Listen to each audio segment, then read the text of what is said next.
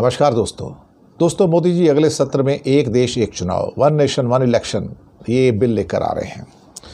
मोदी जी को पता है कि बिल पास नहीं हो सकता, मोदी जी के बस की नहीं है। मोदी जी के पूरे कार्यकाल छोड़ी आने वाले कई सौ कौड़ कार्यकाल होंगे जो कई दशकों तक ये कोई इस बिल को पास नहीं करवा सकता। आप कहोगे कैसे? चलिए मैं वो सारे प्रोविज़न बता देता हूँ जिसके अंतर्गत मोदी इस बिल को कभी भी पास नहीं करवा पाएंगे। इवन उनको अगर नायडू और नीतीश के जो सारे के सारे 30 मेंबरशिप हैं उनकी जो लोकसभा के अंदर, वो भी अगर वोट कर दे तो भी वो पास नहीं करवा सकते। बड़ा लंबा प्रोसेस है उसको। इस लंबे प्रोसेस को थोड़ा सा समझना ज़रूरी है। अगर आप समझ जाएंगे तो आपको पता लगेगा कि क्यों बीजेपी इसको ला के सिर्फ वाहवाही होती है ना, ये बटोरना चाहती है और ये बताना चाहती है कि देखो मैं देश के लिए काम करना चाहता हूँ, मुझे रोका जा रहा है, मेरे कार्य के अंदर, मेरी प्रगति के अंदर रुकावट बन रहे हैं भारत के लोग, ये विपक्ष के लोग, ये लोग गतिरोध पैदा कर रहे हैं। ये दरअसल मोदी जताना चाहते हैं। लेकिन चलिए मैं आपको बताता हूँ कि उसके लिए आपको क्या करना होगा। धारा 368 अनुच्छेद 368, इसको आर्टिकल 368 कॉन्स्टिट्यूशन सरकार को संविधान के अंदर संशोधन करने की पावर्स देता है, शक्तियां देता है, बशर्ते कि संविधान के मूल ढांचे में कोई परिवर्तन ना हो, उसको कोई नुकसान ना हो। मतलब बेसिक स्ट्रक्चर जो है उसके अंदर कोई भी नुकसान नहीं आना चाहिए।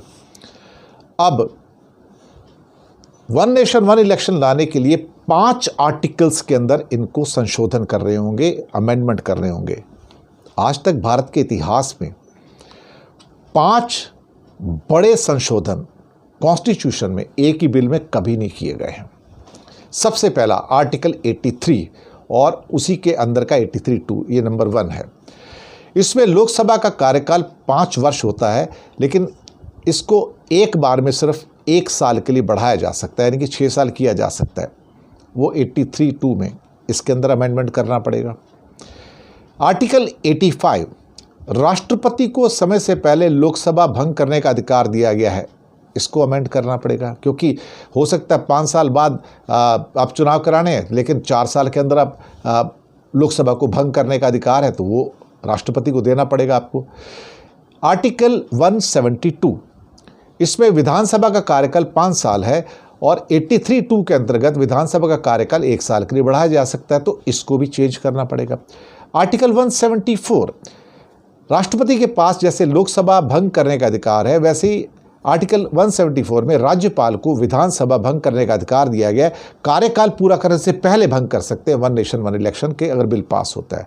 आर्टिकल 356, किसी भी राज्य में राष्ट्रपति शासन लगाने का प्रावधान करना है और राज्यपाल की सिफारिश पर किसी भी राज्य में राष्ट्रपति शासन लागू किया जा सकता है, इसको भी अमेंड करना पड़ेगा। तो आपको आर्टिकल 83 और 83(2), आर्टिकल 85, आर्टिकल 172, आर्टिकल 174, आर्टिकल 356, ये सारे के सारे अमेंड करने पड़ेंगे जो आज तक इतिहास में कभी नहीं हुए। अब ये अमेंड करने के लिए आपको संसद में पास करवाने के लिए, इसको लोकसभा और राज्यसभा में अलग अलग आपको 2/3 मेजॉरिटी चाहिए, 2/3 बहुमत चाहिए। मोदी जी के पास तो बड़ी मुश्किल से रो पीट के साधारण बहुमत है। 2/3 बहुमत का मतलब है कि आपको लोकसभा के अंदर कम से कम 362 MP ऐसे हैं जो आपको सपोर्ट करें। 362। मोदी जी के पास तो 290 हैं सिर्फ ले देके, तो उनको 72 MP और चाहिए होंगे जो इस बिल को सपोर्ट करें। वो उनके नाना जी के बस भी नहीं है। और राज्यसभा में बीजेपी की और NDA के पास 105 मेंबर हैं और उनको 163 मेंबर चाहिए। कहाँ से लाएंगे? मामा जी के घर से। इसलिए मैंने कहा कि संसद में बिल पास नहीं हो सकता, और विपक्ष ने तो पूरा विरोध किया इसका 100%। अब अगर ये लोकसभा और राज्यसभा में इस बिल को पास भी करवा लेते हैं तो भी ये कानून नहीं बनता। उसके बाद क्या करना होगा? हमारे पास 30 राज्य हैं, 30 कहा जाए तो फुल फ्लैश 29। कम से कम 15 विधानसभाओं के अंदर, 15 राज्यों की विधानसभा के अंदर वहां भी इस बिल को पास करवाना जरूरी है। ऑल 15, हर विधानसभा के अंदर इस बिल को पास होना जरूरी है। और यानी कि 2/3 से लोकसभा में पहले पास हो, फिर 2/3 मेजोरिटी से राज्यसभा में पास हो, उसके बाद 15 विधानसभाओं के अंदर, राज्यों के अंदर इस बिल को पास किया जाए। जो 15 विधानसभाएं तो मोदी जी के पास है ही नहीं, ना उनके एनडीए के पास हैं, तो पास होने वाला नहीं है।